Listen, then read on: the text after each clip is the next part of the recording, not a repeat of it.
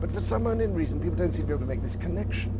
This is why I'm trying to say that you can't have capitalism if you don't have the capital.